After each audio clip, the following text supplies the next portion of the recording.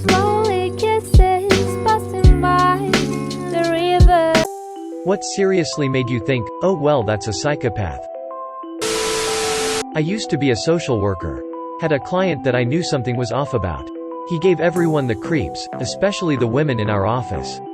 Part of my job required obtaining background checks. We got one on him and it turns out he was arrested for being a cat serial killer.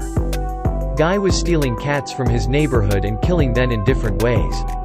He stabbed some of them, threw some against walls, broke their necks, etc. And the police found them in his freezer. Edit just looked him up. He was arrested recently for threatening a woman with a knife. Growing up from birth until 7th grade, every time we got a cat, it would go missing within a year. When we were set to move, my mom found out from a neighbor who shared a fence line with the person that this old man was trapping the neighborhood cats with food in a cage and killing them as she had caught him one night. My mom, being an animal lover, walked straight over, knocked on his door, and proceeded to beat the ever-living piss put of him in his entryway. Walked back home, and called the police and reported him for killing the animals and assault. She told them he attacked her, so she fought back. They found 2 freezers full of dead cats. I still laugh about that. I was in jail and my cellie, who was there on murder charges, and I were looking out our window at this CO who was doing his regular thing where he would attempt to provoke an inmate into making a first move against him so that the CO could then start to kick the shit out of the inmate, with the help of his CO buddies of course.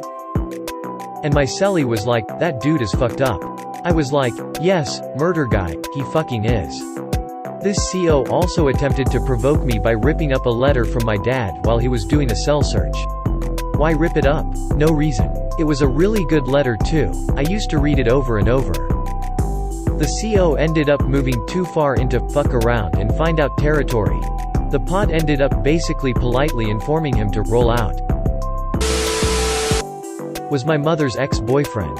Used to be a great guy, even raised me like one of his daughters by doing stuff like paying for my school fees and buying stuff for me. Don't know what happened, but his relationship with my mother turned sour and shit went crazy.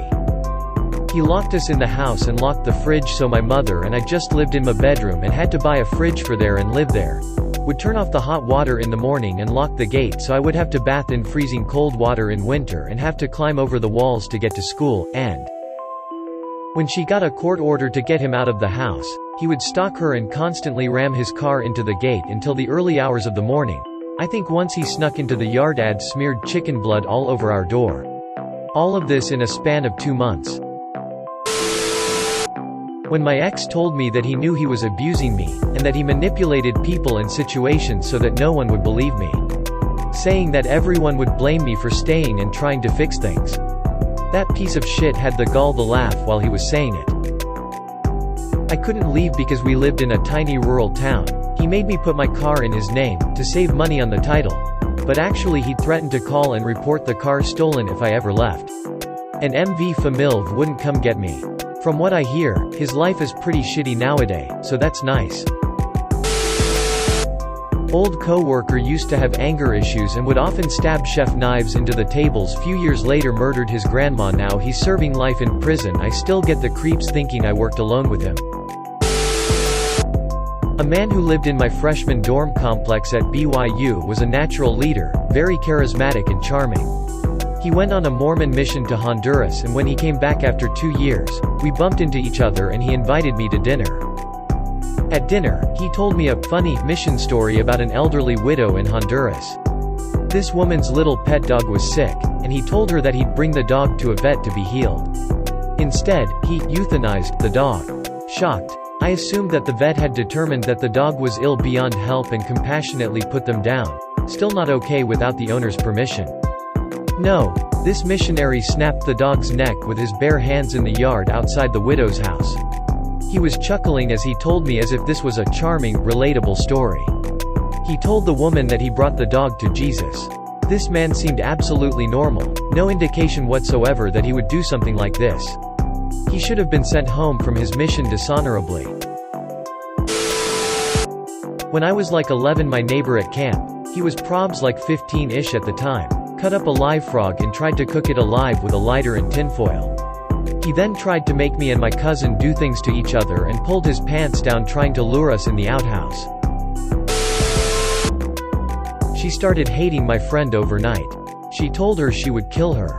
She wished some horrible things would happen to my friend, like being kidnapped, assaulted and murdered. She threatened to harm herself and blame my friend. She formed a friendship with another psycho in order to talk shit and spread rumors about my friends. She got people to plan to ambush and beat up my friends.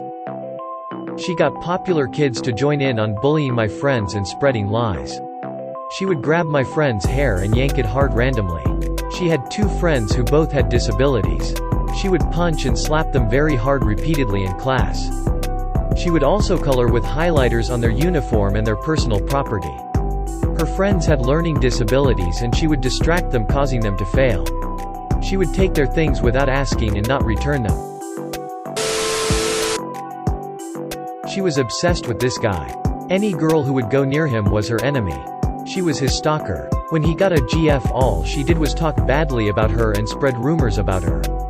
She knew someone who knew his family, so she made her tell them that his GF wasn't good enough and other lies. She would manipulate teachers to pity her. She would make the teachers believe that other students were bullies or bad people. She was the cause of several fights at school.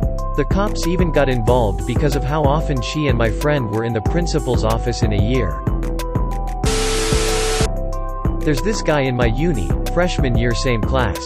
He was kind of one of those weird kids, sitting alone, didn't talk much. One day my friends and I heard he said someone that he was thinking about taking his life. We talked to him, took him out to party, convinced him to talk to a counselor and even told one of our professors. Turns out he was abused by his parents, not physically but mentally. His father used to tell him if he doesn't score a certain number on tests he would throw him out of the house. I'm from India, so we stay with our parents, and not pay for his college and stuff, and many other things. He also said he was very poor. But he started doing well. Then COVID hit and we all went home. I got a call from him that he got very sick and that the left half of his body got paralyzed and he is in the hospital. He said his dad is forcing him to take college online tests in those conditions and telling him if he doesn't score well he won't pay for his medical bills and throw him out of the house even though he was paralyzed. I talked to him for hours and told him that if he need us we were all there for him and just read my best to support him emotionally. Post-COVID, few months later we met in uni again outside his dorm. I asked him about his paralysis and he said he still can move his left hand and specifically said he can't make a fist while showing us his still paralyzed left hand. Next thing I know he turns around to go to his dorm and makes a fist with that very hand and marches away. My friend and I stand there shocked, not understanding WTF had IUST happened. Note: right after he said his dad was poor, a few weeks later he buys a really expensive mobile phone and a few months later shows us pictures of his new house, which was pretty big, and by the way we study in the most costly private university in India. But we thought maybe it was something else and wanted to believe him cause he just looked so sad all the time and we wanted to help him. I work in corrections as a mental health specialist, max security facility. Psychopaths, in my experience, have this predatory glare, especially while trying to influence you. It's terrifying and difficult to describe to someone who isn't familiar with this community. They're also narcissistic and overly charming, going out of their way to be overly pleasant with you. Heard a nun, who headed up a children's hospice, describe a child's pain as fascinating. Her tone literally made me throw up. Made it to the ladies just in time. Looking back I wish I had made a mess on her instead. She continued a conversation at the same pitch, speed during the entire time on a drop zone roller coaster. Psychopaths have low physiological arousal during situations that other people would have noticeable changes in heart rate or stress level. Girl I went to school with was totally manipulative, in ways like bullying me for 2 years, then finding out I was self-harming and told the teacher to get praise for helping out. She was crazy. She bragged about killing her sister's rabbit. There was a disturbed boy at my primary school, notoriously beaten by his violent father. His body was always covered with marks from being hit with a belt. Someone brought their pet turtle to school. The boy pulled off his limbs, then pushed the knife into the shell where the head was hiding. He pepper-sprayed the class full of students without the warning. He covered the entrance, exit holes of the bird nests with the baby birds inside, so they died of starvation unable to leave the nest. He eventually hanged himself, on the garden tree, just outside his parents' bedroom, so when they opened the curtains in the morning first thing they saw was him, dead, hanging. He was 12 when he killed himself.